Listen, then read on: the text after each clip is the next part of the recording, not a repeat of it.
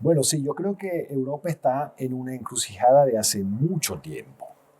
Yo pienso que la idea inicial de Europa de 1957, los seis padres fundadores, vamos a decir, que pensaban a la posibilidad en un continente como Europa de mover libremente personas, capitales y mercancías, ha muerto, ha totalmente muerto. Lo que hoy están construyendo con Europa es una cosa diferente. O sea, están construyendo un superestado que va a ser algo peor de los estados nacionales que hoy conocemos y que para nosotros los liberales coherentes son fastidiosos. Porque el macroestado europeo, el superestado europeo, lo que quiere hacer es decidir todo, decidirlo completamente todo. Y esto es lo grave de Europa. Entonces es una encrucijada de verdad, porque imagínate que yo en Italia organicé un convenio en el año 2000, donde llegaron personajes de nivel internacional entre los libertarios. Se piense a Hans Hermann Hoppe, vino Lord Derris O'Bycross, que era el consejero económico del gobierno de Margaret Thatcher. Justo porque después de Schengen, después de Maastricht, nosotros habíamos entendido que Europa se estaba convirtiendo en algo diferente. El mismo euro que hoy los que se llaman partidos soberanistas están criticando. Nosotros lo empezamos a criticar en aquel entonces, pero no porque con el euro uno se empobrece. Esa no es una verdad. Esa no es una verdad económica tampoco. Pero simplemente la verdad económica es porque es absurdo, dado que la moneda es un producto del mercado, es absurdo que un conjunto de burócratas y de banqueros centrales decidan una moneda desde arriba para todo el mundo. Y justamente hoy tenemos esos problemas que nosotros habíamos anunciado en aquel entonces. Así que de verdad estamos en una encrucijada. Hay que decidir si Europa tiene que regresar a ser simplemente un lugar donde se pueda comerciar con facilidad, donde no haya libertad de pensamiento, donde se puedan mover libremente los capitales, ¿ok? O se vaya a convertir en un superestado completamente loco que habla de armonización fiscal y seguro el día en que Europa va a decidir los impuestos, no van a ser los impuestos del Liechtenstein o no van a ser los impuestos de Luxemburgo, van a ser los impuestos de Italia, donde se paga el 70% de impuestos sobre el fruto de tu trabajo. Sí, yo he escrito 12 libros, 12 ensayos y he decidido dejarlo porque me gusta mucho la cultura popular. Yo creo que la libertad, esto fue lo que dije yo hace 3 años, nosotros tenemos que emocionar a la gente con la libertad. Esta es la cosa más importante. Por ejemplo, hoy tienen un ponente como Gloria Álvarez que es buenísima en ese sentido, es una comunicadora fantástica.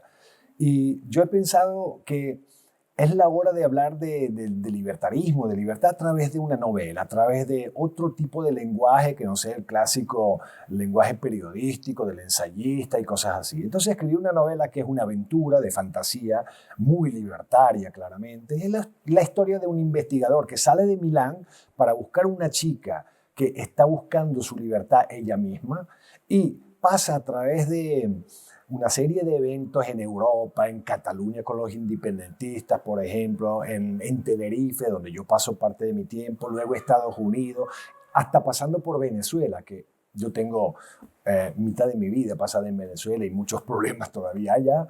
Y al final, ¿qué hace? Consigue un lugar que es como el Gulch de la Ayn Rand, ¿no? De la historia ¿cómo se llama su cuento? De Atlas Shrugged.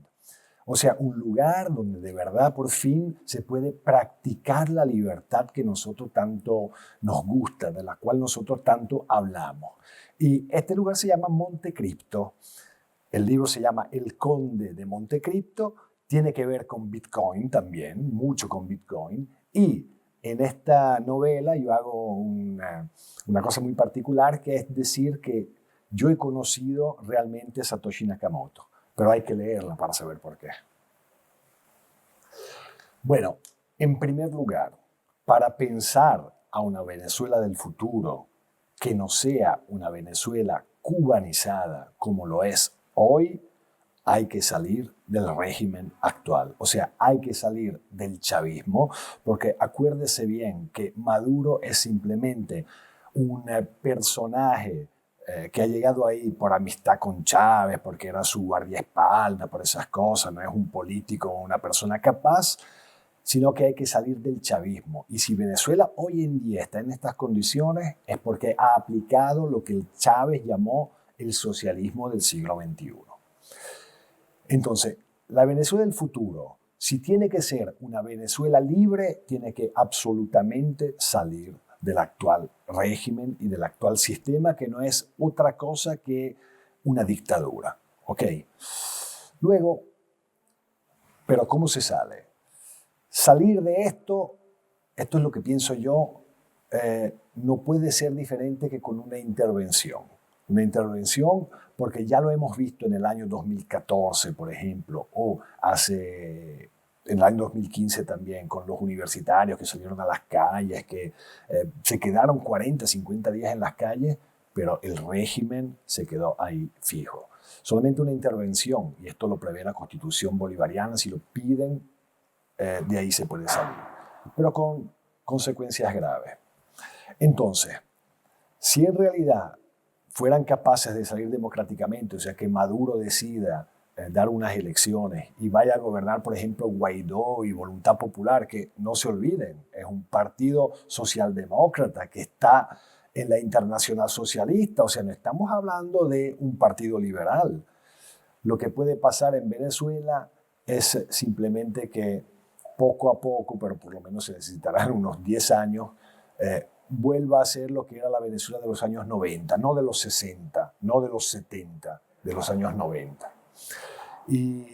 Pero una precondición para poderlo hacer es absolutamente el hecho de que se salga de la pesadilla actual, porque hoy en día nada es posible si el régimen no se quita del poder. Bueno, sobre el copyright en sí mismo hay un debate muy fuerte también entre liberales y libertarios. Hay gente que no está de acuerdo con el hecho de que exista un derecho de copyright, mientras hay gente que considera fundamental el derecho de copyright. Pero este no es el problema que se puso la Comisión Europea. La cuestión europea del copyright es una cosa totalmente diferente. Es otra vez el buscar la forma de mantener bajo control Internet. Ahora, sea claro que Internet, con respecto a cómo nació en los años 90, y luego cómo evolucionó empezando del web 2.0 en el año 2000, hoy es totalmente diferente. Mientras la Internet de los años 90 y de los primeros años 2000 era verdaderamente lo que es para nuestra imaginación, te puedo comparar al lejano oeste americano. O sea, tú tenías una pradera por delante completamente libre y ahí podías construir, podías realizar tus sueños, podías hacer cosas. Con el tiempo, el poder, o sea, los gobiernos en general, nacionales e internacionales, se han dado cuenta de que esa cosa era demasiado libre. Y entonces han empezado a buscar de todas maneras de regulamentar Internet. Lo han hecho de varias formas, pero nunca han logrado realmente bloquear Internet, ¿no? Sino como lo hacen, por ejemplo, los gobiernos tiránicos como China, ¿no? que te prohíben entrar en ciertos sitios y tal, aunque si uno es un experto informático puede hacer lo que quiera.